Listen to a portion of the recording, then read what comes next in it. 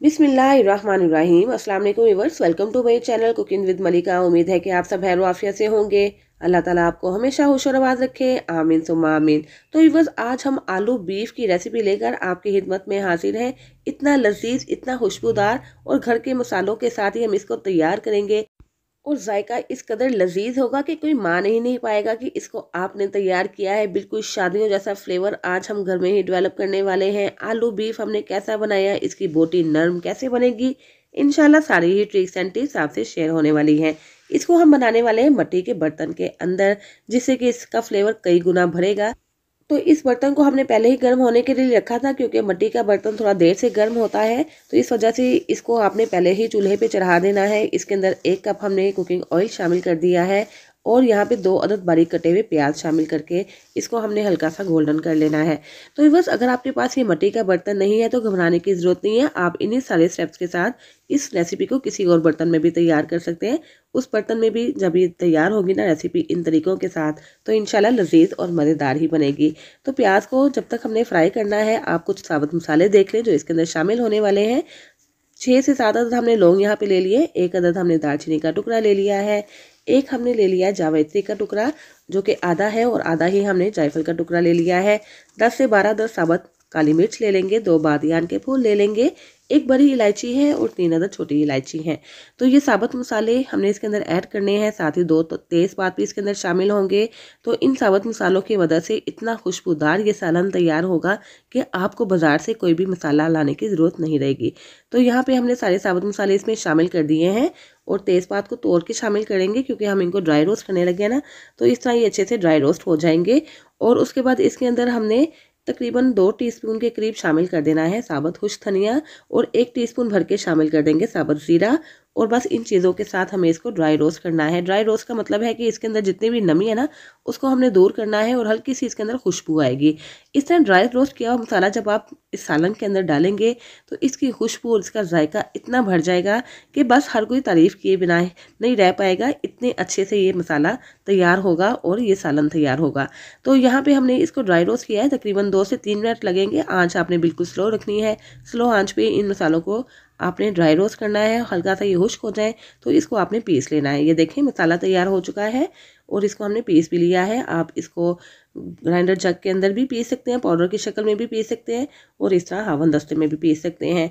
और ये जो छिलके थे ना, ये सब्ज़ इलायची के और बड़ी इलायची के, ये मैंने सेपरेट कर लिए हैं ताकि बड़े बड़े छिलके सालन के अंदर आएंगे तो बदनुमा लगेंगे और मुंह के अंदर आएंगे तो टेस्ट अच्छा नहीं लगेगा, इसलिए इन छिलकों को आप हटा दीजिएगा। दूसरी जानिब जो हमने प्याज रखा था फ्राई होने के लिए, ये देखें काफ़ी हद तक पिंकिश सा हो चुका है और इसको हमें थोड़ा सा और फ्राई करना है। जैसे ही हल्का सा लाइट गोल्डन कलर में आ जाएगा तो इसके अंदर हमने गोश्त शामिल कर देना है। यहाँ पे बीफ लिया है, यानी कि बड़े जानवर का गोश्त है 1 किलो के करीब। इसको अच्छे तरीके से आप धो लीजिएगा ताकि जितना भी इसके अंदर ब्लड है और जितनी भी एक्स्ट्रा चीज़ें हैं वो साफ़ हो जाएँ। इसके बाद इस गोश्त की हमें भुनाई करनी है प्याज के साथ ही। तो पहले हम प्याज को और गोश्त को अच्छे तरीके से मिक्स कर लेते हैं और उसके बाद इसके अंदर 1 टेबलस्पून के करीब भर के शामिल कर देंगे लहसुन अदरक का पेस्ट। तो इन चीज़ों को हमने अच्छे तरीके से फ्राई करना है। इतना फ्राई करेंगे कि गोश्त का कलर चेंज हो जाए। याद रहे बस कि आलू गोश्त बनाते हुए इसके अंदर जो मखसूस गोश्त की स्मेल आती है ना, वो बहुत ही नागवार गुजरती है। तो इस ट्रिक से, इस एक प्रोसेस करने से इसके अंदर ये जो गोश्त की स्मेल है बिल्कुल भी नहीं आएगी। यानी कि आपने गोश्त को अच्छे तरीके से प्याज और लहसुन अदरक के साथ भून लेना है। यहाँ तक भूनेंगे कि इसका कलर टोटली चेंज हो जाए। यहाँ पे आप देख सकते हैं कि इसका कलर चेंज हो चुका है। हमने तकरीबन 15 से 20 मिनट के लिए इसको भून लिया था। 2 टीस्पून इसके अंदर हमने सूरख मिर्च पाउडर का इस्तेमाल किया है और हाफ़ टीस्पून हल्दी पाउडर शामिल कर देंगे। 2 टीस्पून हमने जो गरम मसाला तैयार करके आपके सामने रखा था ना, वो इसके अंदर इस स्टेज पे आके शामिल करके गोश्त को अच्छे तरीके से भून लेंगे। इतना भूनेंगे कि इसका ऑयल सेपरेट होना शुरू हो जाए। तो यहाँ पे बस गोश्त हमने भून लिया है। भुनाई बहुत इंपॉर्टेंट है इस सालन के लिए, तो आपने भुनाई अच्छे से करनी है। इसके बाद तकरीबन 3 से 4 अदद हमने हरी मिर्चें कटी हुई शामिल कर दी हैं, 2 अदद टमाटर शामिल कर दिए हैं, इसकी भी भुनाई कर लेंगे। और उसके बाद हमने क्या करना है, इसके अंदर शामिल कर देना है पानी। तकरीबन 2 गिलास के करीब पानी शामिल करेंगे, क्योंकि हमें इसको फुल पकाना नहीं है, फुल डन नहीं करना है। इतना पकाएंगे कि आगे चल के इसकी मज़ीद भुनाई भी हो और ये बोटियाँ अलग से ना हो। तो बस हमें इसको भूनने के बाद इसके अंदर तकरीबन 2 गिलास के करीब पानी शामिल करना है। इसको मिक्स कर लेते हैं और इसको पकने के लिए छोड़ देंगे।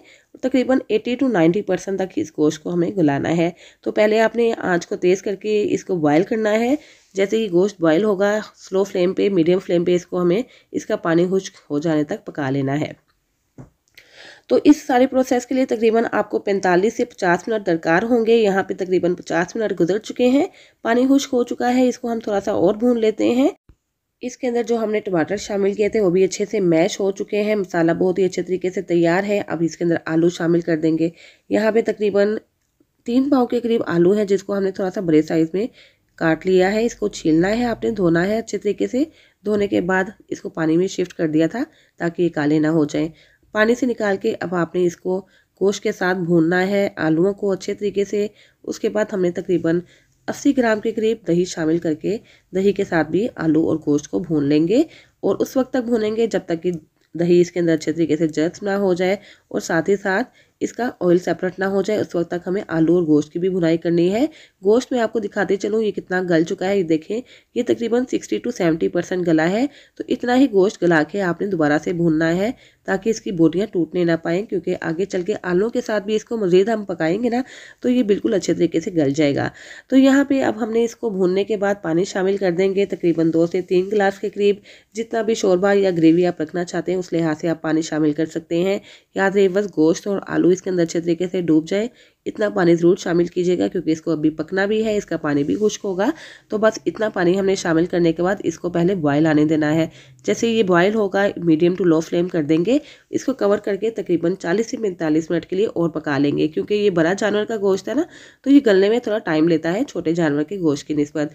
तो इसलिए तकरीबन 1.5 से 2 घंटे में ये अच्छे से गल जाएगा। और चूँकि मिट्टी के बर्तन के अंदर इसको पका रहे हैं ना, तो ये इतना अच्छा गलेगा कि जैसे हमने इसको प्रेशर कुकर लगाकर गलाया है, ये देखें। और इतना अच्छा ये तैयार होगा फ्लेवर के में कि प्रेशर कुकर में उतना फ्लेवर नहीं आएगा जितना आप फ्लेवर मिट्टी के बर्तन के अंदर डेवलप कर पाएंगे। तो गोश्त बहुत ही नरम और सॉफ्ट तैयार हो चुका है। 1 टीस्पून इसके अंदर हमने कसूरी मेथी को क्रश करके और भून कर डाल दिया है। 1 टीस्पून नमक शामिल करेंगे। नमक हमने पहले ऐड नहीं किया था। अगर आप गोश्त को अच्छा और नरम गलाना चाहते हैं ना, तो आप नमक हमेशा बिल्कुल आखिर में ऐड किया करें ताकि इसका गोश्त अच्छे से गल सके। 3 से 4 अदद हम हरी मिर्ची शामिल कर देंगे, थोड़े से धनिया के पत्ते शामिल करेंगे। ये सारी चीज़ें बिल्कुल आखिर में शामिल करनी है। और बिल्कुल देग जैसा फ्लेवर लाने के लिए इसके अंदर थोड़े से ड्रॉप हमने रूह केवड़ा एसेंस के शामिल कर देने हैं। अगर आपको ये एसेंस पसंद है तो शामिल कर दें, वरना आप इसको स्किप भी कर सकते हैं, लेकिन खुशबू के लिए, इसके टेस्ट के लिए हम इसको ऐड कर रहे हैं। तो बस चूल्हा बंद कर देंगे, क्योंकि चूल्हा बंद हो जाने के बाद भी हंडिया के अंदर ये पकता रहेगा सालन। तकरीबन 20 से 25 मिनट तक ये मिट्टी के बर्तन के अंदर सालन पकता रहता है। यहाँ पे मैंने चूल्हा बंद कर दिया था। आप देख सकते हैं कि तकरीबन 10 मिनट गुजर चुके हैं दम पे रखे हुए इसको। तो इसके बबल अभी भी आपको नज़र आ रहे होंगे, क्योंकि ये बर्तन देर से ही गर्म होता है और देर से ही ठंडा होता है।